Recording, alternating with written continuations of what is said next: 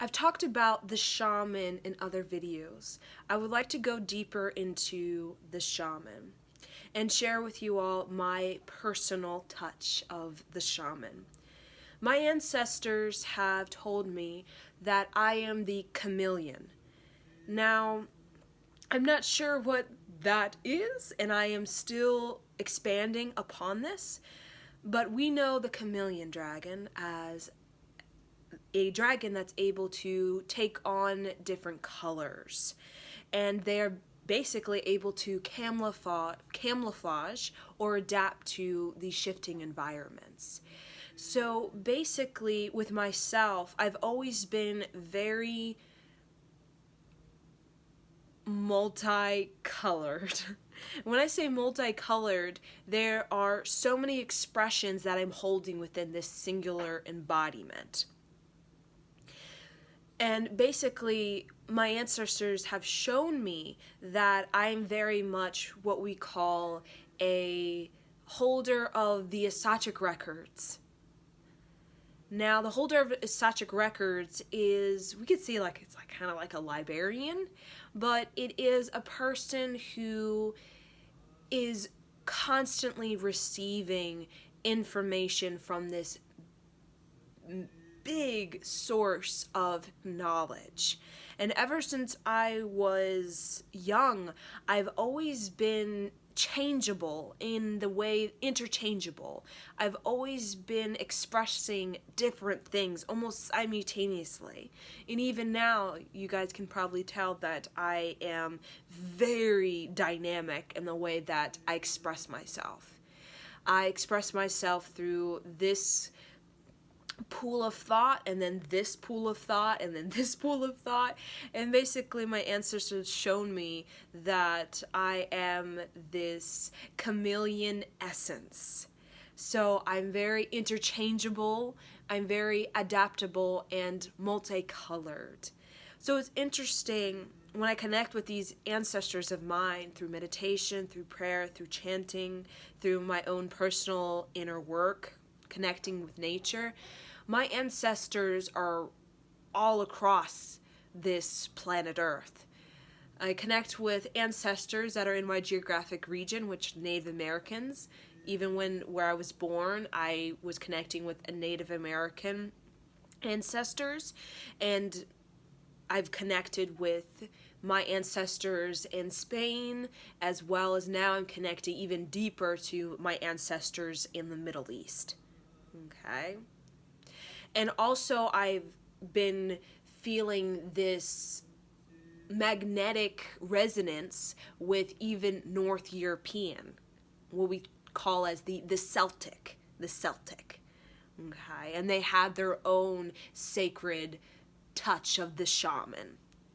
So basically, through my meditation, connecting with all of these ancestors throughout this planet has really shown me how massive the Assachic record is that I am holding within my arc line, or we could say my psyche. So we have all kinds of touch of the shaman, I like to say. We like healers, wisdom keepers. We have spirit, connecting with the spirit, connecting with the darker realms, connecting with the higher realms or the lighter realms. There's so many forms of the touch of the shaman. Now, for my personal being this chameleon, it's given me the expression of totality. And what does that mean, to be an expression of totality? It means to be in union with yourself. So how does that serve humanity, to very much be in union with yourself? To be in union with ourself is to experience our spiritual power that gives us healing modalities, that gives us knowledge, that gives us expression, that gives us expansion, that gives us higher understanding. So with the touch of the shaman, for me, has always been about the mind. It's always been about the mind and the study of the mind and the flexibility of the mind and the genetic codes of the mind that have been shifting or been altered throughout time and space in this thousands and thousands of years or millions of years. So with my particular study, okay, we all, as the shaman, we all have this direction, this expression. It's like a unique expression, we say. And mine has always been about the channeling of, I would say, channeling of forgotten divine practices.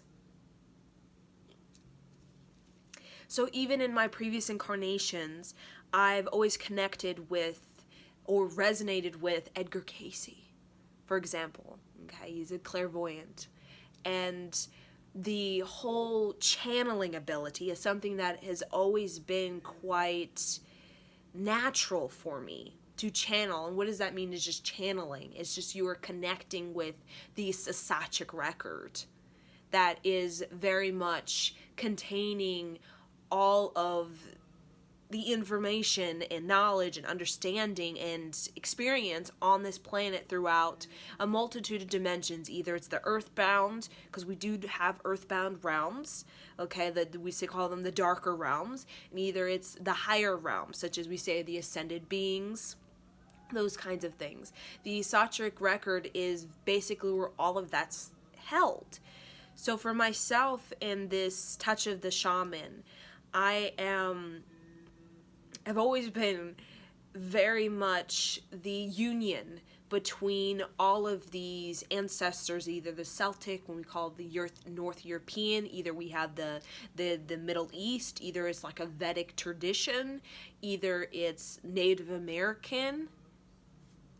The union of these ancestors within myself is representing the unification. So for my direction, it is creating a unification. And even in my previous incarnations, it is always about bringing about immense compassion.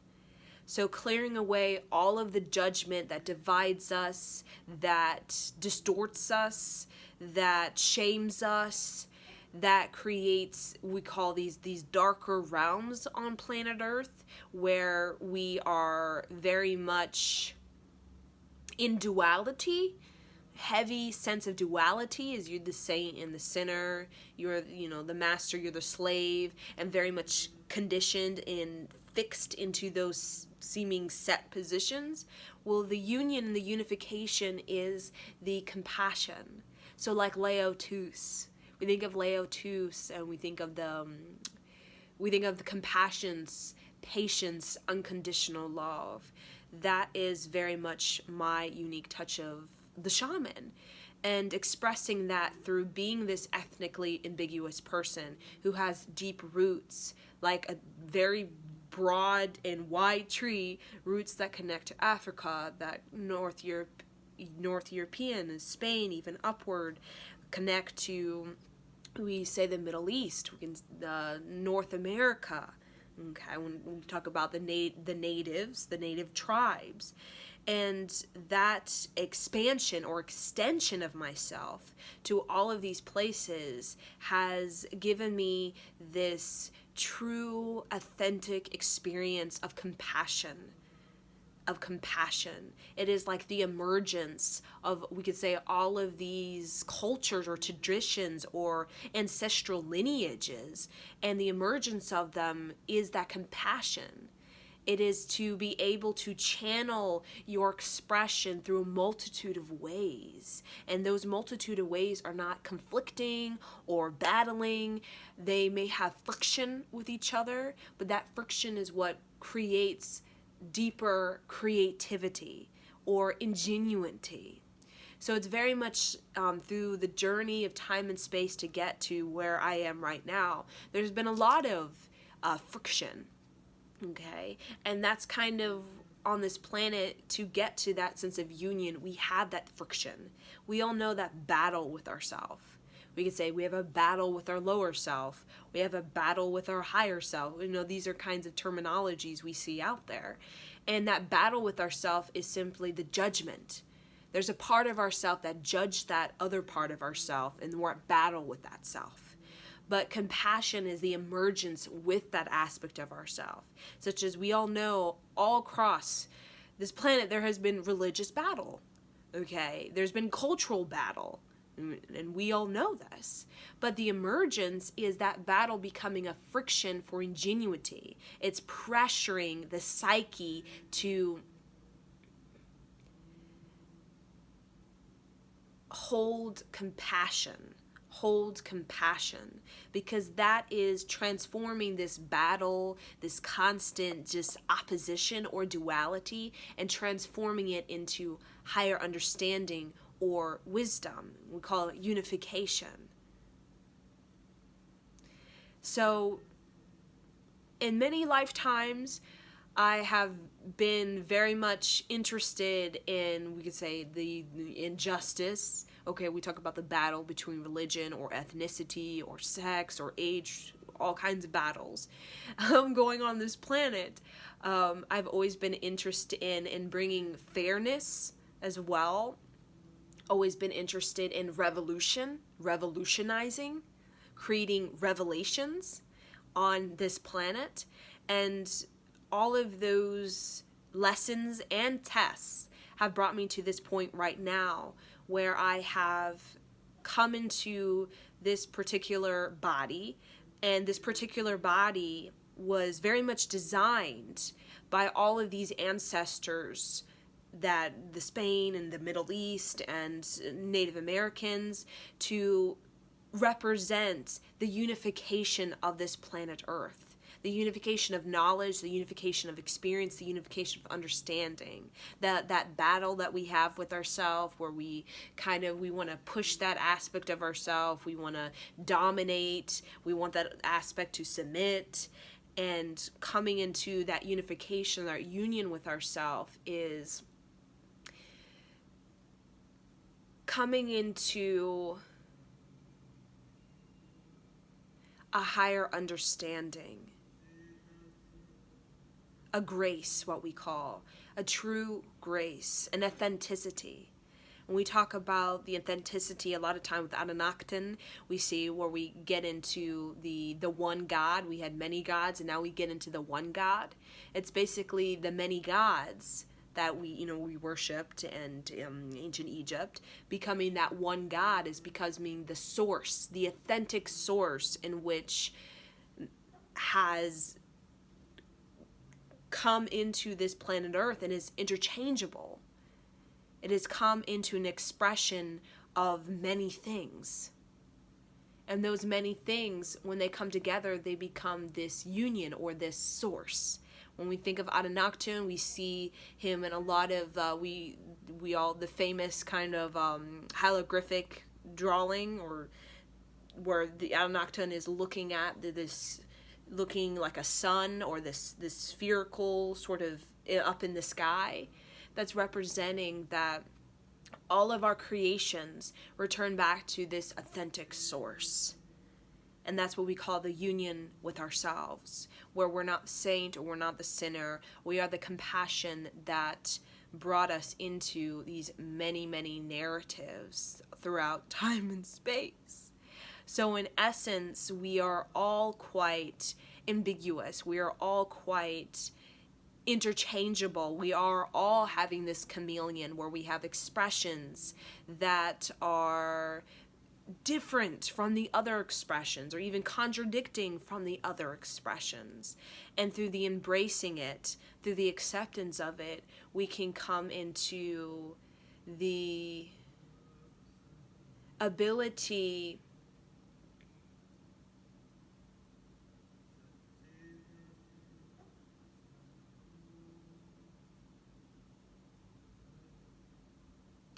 to find the source of this authentic frequency, or I won't say authentic rhythm, within all things. And that's kind of the attunement. It's like we attune ourselves to that.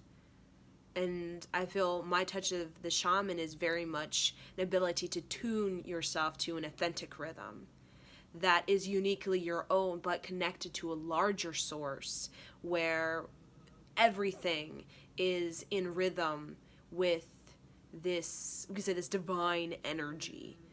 But we all have this unique expression of that. And the friction leading to ingenuity, leading to creative expression is very much the moving beyond the duality that's always, we're always battling, trying to dominate each other, and I'm right and you're wrong, and all of that. It leads into a grace of understanding, a grace that wants to learn and wants to study, wants to discover the essence in which is our true nature. So that's kind of like the touch of the shaman. There's many pathways of it, many shapes and forms of it, but mine is very much getting to the essence of our authentic rhythm as humanity, and the essence of our unified self within our, almost in our even genetic code, that unified self, that genetic code within us, that is a multitude of makeups, we could say, from all kinds of regions across this planet. We all have that within us, and that is such a record. It accessed within our like genetic code is our ability to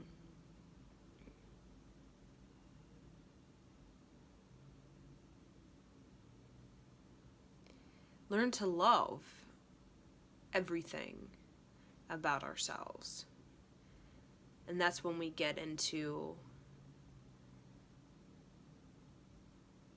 the knowledge on how to navigate and how to master and how to bring life into its ever-evolving fruition. So I just wanted to share this because I felt a calling to. I do not talk about shaman a lot because I don't know, I just don't feel I need to talk about this a lot. But for myself, my ancestors have been constantly showing me that that is my embodiment and has been in other incarnations. And when we think of shaman, we think of, a lot of times we have this sort of image of what a shaman is, but there's all kinds of forms of it. It's just creating a immense spiritual power and an ability to navigate and master realities is really what it is. And through that process, we gain tools, we gain methods, we gain teachings that are brought with us from many lifetimes to many lifetimes. And those tools are basically tested, they're pressured, there's a lot of pressure, but basically those tools, those teachings become very, through the pressure, through the tests, they get very strong. So either it be revolutionizing, either it be, leadership, overcoming all kinds of, illness, getting humanity out of that. It could be just simple as healing. It could be even channeling. It could be connecting with different realms. It could be helping people heal certain realms. But for myself, what my ancestors have shown me, it's all like a resolution. We're creating a deep resolution. And within the shaman coming into particular embodiments, such as I'm in this body, I am, I have this kind of, this is me. I'm in this body right now. And sometimes we come into this body to jumpstart something. So it's always jumpstart or energize something. And for me, I already have ancestors in my bloodline that were very much the shaman, but very far back. Okay, so meaning I feel the resonance of their practice. I feel it in the Middle East, and it could be centuries or it could be thousands a year ago, but I feel the resonance of it. And it's almost when we create that very, say, that touch of the shaman reaches us within our embodiment. Basically, we carry that with us forever in our ancestral or generations ahead. So with the shaman and myself, it is charging the generation, jump starting the generation. It is very much about deciding the momentum for the generation. We have so many momentums of, you could go into demise, or you can go into creative breakthrough. And the tool, the teaching, a lot of times is not necessary. We can see it as like a yogic science, but it's very much just a resonance that we carry. It's almost like a knowledge or an assachic memory or sachic code that's within the arc line or within the psyche that is, we could say, vibrating outwards. That is what propels or helps humanity or that particular generation or that particular ancestral lineage to restart itself. Like we talk about a rebirth. We have a rebirth, and that rebirth is usually seen as becoming your organic self, getting back to the essence of yourself. So a lot of times we can get distorted, we can get twisted, we can get all kinds of just wanky stuff in our genetic code. And that's what we know is like the Great Flood. We've had all of those great floods throughout time. Not just when we think of Noah's Ark, but usually that represents immense purification, that the genetic code got so distorted, got so twisted, got so just like knotted and just tangled, that we had to experience almost like we call the civilization complete death for rebirth to take place. And those that come into those bodies are very much have like that touch of the shaman, where they know how, they master realities, or they know how to master lower realities or higher realities, because they have a tool, they have a teaching that's been with them since the time that they really got it. Whatever it may be, that time, it could be one life where they really got it, whatever it was about an understanding or like a revelation. They really got it. Usually it's through great pressure, great revolution, great pressure on the psyche is what leads to that immense, I get it. And that stays with you forever. But the tool and the teaching, it shows up in different ways. But overall, the vibration of it is what penetrates the generation or penetrates the ancestral lineage, jump starting something. So right now, with the touch of the shaman, it is like jump starting. We are receiving a rebirth, returning back to an organic essence. We talk about unification, we talk about union, we talk about compassion, okay, which is like compassion for all of the diversity of this planet. That becomes a chameleon, where the chameleon is not red and then it's like trying to scratch that part of itself, or it's pink and then it's trying to like get rid of it. The chameleon is all of these colors, and it's still the chameleon. It's not judging, it's not shaming, it's not trying to like, rub off the blue because it doesn't like blue. The chameleon is interchangeable because it represents how we are interchangeable. We're not the slave, we're not the saint, we're not, or the slave, the saint, the sinner. We're not, you're the master, the slave. That's the duality. We are very much the interchangeable. We are the master becoming the slave becoming the master, to learn what it is to be that. And when we kind of get it, then we also get the mind and the spiritual power within the heart connecting to the mind, and how we actually have it within us to create realities. And that's when we get in, we could say like we set like the pillar of life, where we are working towards becoming our most authentic rhythm. And that is usually associated as like a divine self, or a self that knows this planet, kind of gets it, and knows how to invite modifications within the self that can create a propulsion or a momentum or an impact that can basically create the reality that we choose. And the tools and the methods and the teachings are very much our gift, that we all have it. We all have it. And that gift, it becomes almost our joy. It becomes our sense of purpose. It becomes our sense of incarnational improvement, really. So, again, just going to leave you all with these thoughts.